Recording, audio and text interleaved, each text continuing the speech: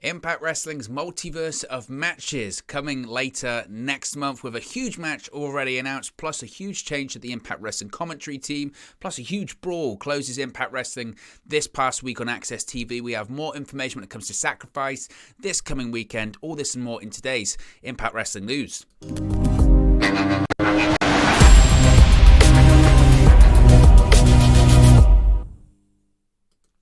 Hey guys, welcome back to Wrestle News 365. Hope everyone is doing very well. As always, there are plenty of news stories to get into today, so let's start off talking about the Multiverse of Matches. What a name that is. I still can't believe that Impact Wrestling are able to get away with this one because it's a massive play, obviously, on Doctor Strange in the Multiverse of Madness, which I'm very excited to see.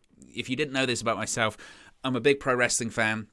I'm a big Manchester United fan, and I'm a big comic book movie fan / Star Wars, Marvel, DC. I'm very excited to see the Batman, and I'm very excited to see Doctor Strange in the Multiverse of Madness. Those trailers and some of the cameos that have been rumored, and the cameo that was hinted at very, very obviously in the Doctor Strange trailer was amazing, so I'm very excited to see that. But I'm very excited to see this as well, because we're getting a tag team dream match of sorts next month when it comes to Impact Wrestling's event that they're doing at WrestleCon. So Impact Wrestling has announced the first match for their Multiverse of Matches event at WrestleCon. Now, I must say also, before we get into this, I am going to missay Multiverse of Matches so many times. I'm also going to confuse it with Multiverse of Madness. I just know I am. So apologies in advance. But the match is the Impact World Tag Team Champions and the Bullet Club's Good Brothers versus the Ring of Honor World Tag Team Champions, for what that's worth at the moment, the Briscoes. The promotion tweeted yesterday, quote, "Breaking. Impact Wrestling presents Multiverse of Matches Friday, April 1st from WrestleCon," which of course is WrestleMania week, featuring Impact Wrestling's World Tag Team Champions, the Good Brothers, versus the Briscoe Brothers from Ring of Honor. Now, Deonna Purrazzo, Matt Cardona, Chelsea Green, Ace Austin, Eric Young, Jordan Grace, Rhino, Rich Swann, Steve Macklin, and Natasha Steeles are also scheduled to be at the Multiverse of Matches event. Impact Wrestling will also be doing an Impact Provincial Wrestling Federation special at WrestleCon. At the last throwback special, you had Santa Claus versus Sex Ferguson in a North Pole street fight match to win the Intercontinental Commonwealth TV Championship. Now, of course, on the same night of the Multiverse of Matches, the Briscoes are set to defend their Ring of Honor World Tag Team Championships at the Ring of Honor Supercard of Honor event in Garland, Texas. I mean, I'm assuming that event's still going to happen with all of this Tony Khan stuff, with Tony Khan purchasing Ring of Honor. I'm assuming that event's going to go ahead. But I must be said, first of all, the match itself, how exciting is that? What a massive match that is. Really exciting. I can't recall. Have the Briscoes been in Impact Wrestling before? I'm sure they might have maybe had a match. I can't recall. I might be wrong. With that one. You can let me know in the comment section below if I am. I might just be having a complete brain blank. It's pretty late in the day that I'm recording this one. But I'm excited, and I guess the idea would be that with the Multiverse of Matches concept, it's in the first word there, the multiverse. So the assumption would be this is going to be an event that's going to have competitors from loads of different companies, right? If this was the only match that's a crossover match in an event called the Multiverse of Matches, then there might be a bit of a problem there. I would assume, considering it's at WrestleCon, which you're going to have so many wrestlers coming from all over the world, of all different generations and all different companies, all that kind of stuff, being in town for WrestleMania weekend anyway, and all of those events that come with it, one would assume that we're going to see quite a few crossover matches in this one. So I would assume that we're going to see matches featuring New Japan Pro Wrestling talent, Ring of Honor talent, probably AEW talent as well, because they'll be in town for the Ring of Honor event, given that Tony Khan's now the owner of it. Probably AAA, probably, NWA, MLW, WWE obviously, of course, won't be involved in any of that kind of stuff, but we're going to see some really interesting and exciting matches, and it should. Look, WrestleMania weekend is huge for every single company, not just WWE. Impact Wrestling and the smaller companies, that's why they hold their events around WrestleMania weekend in that town, because they know pro wrestling fans are going to be there, and they can have some of the biggest shows, most exciting shows, some of the most buzzworthy shows of the year. So Impact Wrestling are going to be no different. So I'm excited to see this match. I'm excited to see what other matches are also going to be announced. And who knows? I mean, I say WWE won't be involved. Maybe WWE looks at Impact Wrestling and says, you know what? Considering you gave us Mickie James for the Royal Rumble, maybe we owe you one. And if we owe you one, maybe you'll see Mickie James defend the Knockouts Championship against a WWE competitor or something like that. That would be fun, wouldn't it? I mean, they're in town. They're in town, they're in the location, they've got plenty of people on the roster. Who could that be? You know, I'm not saying that's what they would do, but that would be another way of WWE really, you know, stirring the pot when it came to, oh, we see, we can work with other companies, even though we know that they don't really like to. But I'm excited for this match and I'm excited for this event. Now, speaking of things I'm quite excited about, there's been a change to the Impact Wrestling commentary team, and we've seen it a lot on Impact Wrestling television on Access TV over the course of the last month or so, because Impact officials have made another change to the Impact announce team. Veteran D'Lo Brown, can be seen in the picture there with Tom Hannifan, will not be returning to the commentary table after being written off of television last month, according to a report by PW Insider. Brown was attacked last month by the Honor No More faction, and Matthew Rehwald served as his replacement with Tom Hannifan. Of course, they've actually commentated with each other several times back in WWE. They were the commentary team for 205 Live for a period of time too. So Impact officials are reportedly, quote, blown away by the team of Rehwald and Hannifan. And there's a feeling that after the first few weeks, Rehwald and Hannifan have completely congealed as a great announcing team. What a great word that is, congealed. The decision was then finalised to keep Rehwald and Hannifan on commentary together. The change was not a slight at Brown. Impact was always been happy with Brown's work, but the company realised that with the return to shows on the road and live commentary as it happens, instead of post-producing the majority of it, as they had been doing while filming out of Skyway Studios in Nashville, that meant Brown wasn't available to handle his talent relations and producer duties at the same time because he was stuck at the announce table all night. Brown will now focus entirely on his behind-the-scenes duties while Rehwald and Hannifan handle commentary. And I think it's the right call. And I mentioned before, I don't think D'Lo Brown was terrible as an announcer. I thought he was fine. I think Impact's made improvements gradually to the announce team. I wasn't a fan of the Josh Matthews-Madison Rayne duo. I thought that improved with Matt Striker and D'Lo Brown. I thought, it was a shame to see Matt Striker go. I also hoped that Mauro Ranallo would have stuck around rather than just do the Impact Rebellion main event, but that's what it was. Mauro Ranallo's, for me, one of, if not the best play-by-play guy in the world. It's very difficult to get him in. Nevertheless, Matt Striker and D'Lo Brown did a great job. I was sad to see Matt Striker go because I felt, again, that he did a really good job. Tom Hannifan, I do think is an upgrade, though, because he just has the voice, he has the experience, he's young, he gets it, he's very good at what he does. And Matthew Rehwald is very good, too. And I was a fan of his commentary work back in WWE. In fact, when he was released by WWE, and I say this a lot with some of these Impact Wrestling videos, but when he was released by WWE, I said it here on the channel, that's why he would be so valuable in Impact Wrestling, is because he offers so much. He's not just a wrestler. He can be a manager or he can be a commentator. And I said at the time, he would be an excellent, excellent addition to the commentary team.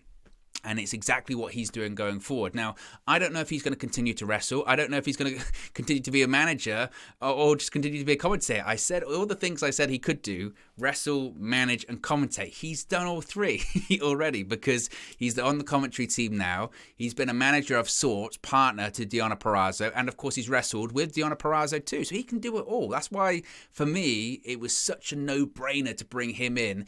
If you're a smaller company and you need people that can do multiple things, he's the guy. He is the guy. So I think he's been such a great addition since signing with Impact Wrestling. And I do think that him with Tom Hannifan really complement each other really well. And I think that's also because not only are they passionate and good at what they do, but they've got experience doing it with each other as well. They've got a commentary team here, like I said, people forget, did a lot of hours doing 205 Live commentary when nobody watched that show or cared about that show that much. They were still doing commentary on that show. So they've got a chemistry, they've got a rapport, they like the product in the ring, they're passionate about the product in the ring, they've got great voices, they've got great knowledge, great expertise, they're young, and they're passionate. And I don't think you can ask for much more. So I think they're a great announce team, and I think they're only going to get better. And I think that really complements the product. I think Matthew Rehwald has a great voice as well, doesn't he? He sounds like Ray Romano. He's got a fantastic voice. So I think it's the right change. As I mentioned, D'Lo Brown's got a very senior role in Impact Wrestling as well as talent relations, being a producer, and that's tough to balance while being a commentator as well, especially since the return to touring and doing a lot of stuff back on the road. So I think that's the right call, and I think the Impact commentary team's very, very strong. I do.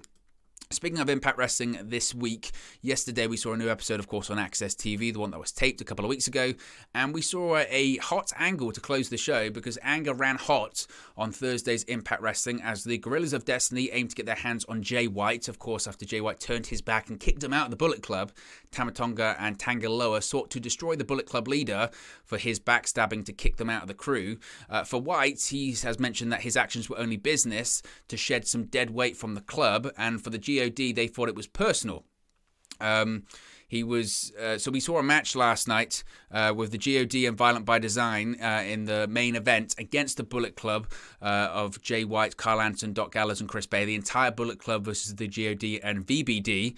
Now, this then led to a very a very chaotic and brawl-like main event. So we saw in the final moments of the match, the Good Brothers and the GOD brawled up the ramp and backstage in the ring. White chuckled. Unfortunately for Switchblade, he had Joe Doring waiting for him. White was flattened by a body slam and an elbow dropped. Dina followed for a flying headbutt, but White kicked out on the cover. In the end, Doring pulled a door out from under the ring as plunder. This scheme backfired when Bay dodged a shoulder tackle. Doring crashed to the floor in the corner and tumbled out the ring. White blasted Dina with a half-and-half suplex, then the Blade Runner onto a chair to get the victory. The match was over, but the action certainly was not. Cameras continued filming as the fisticuffs backstage with the Good Brothers and the GOD continued. Tonga and Loa gained momentum by smashing their foes with a guardrail. Again, this was chaos to the nth degree. Anderson and Gallows retreated and escaped, but there was also ladders involved, so we could see some kind of ladder match, I guess, in the future between the Good Brothers and the GOD for the Impact Tag Team Championships, whenever that happens.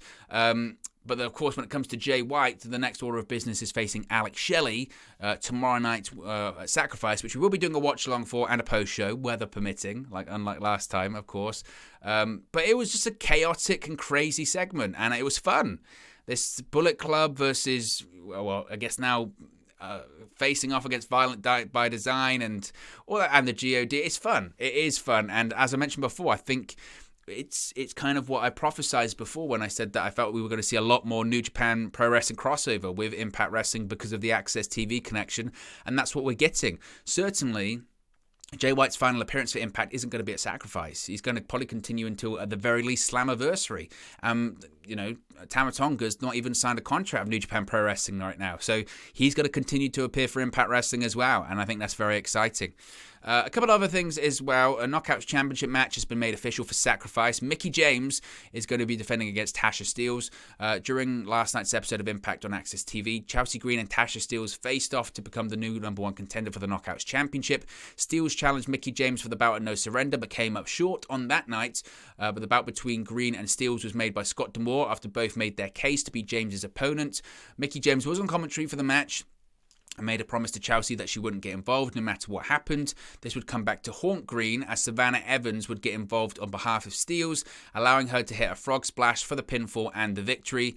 As a result, Mickie James will defend the Knockouts Championship against Tasha Steelz at Sacrifice. I don't think Tasha Steelz wins. I think Mickie James wins this one and retains the title. I still think eventually she's going to drop the belt back to Deonna Purrazzo. I really do believe that.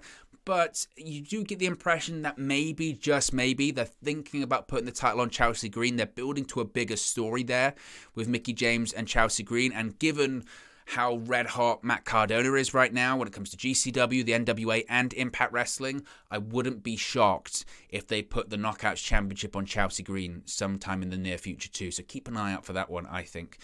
Finally, we have another match announced for Sacrifice, the Countdown to Sacrifice. During the episode of Impact Wrestling last night on Access TV, Deonna Purrazzo was being interviewed backstage talking about her upcoming Champ Open Challenge at Sacrifice when she was interrupted by newcomer Giselle Shaw.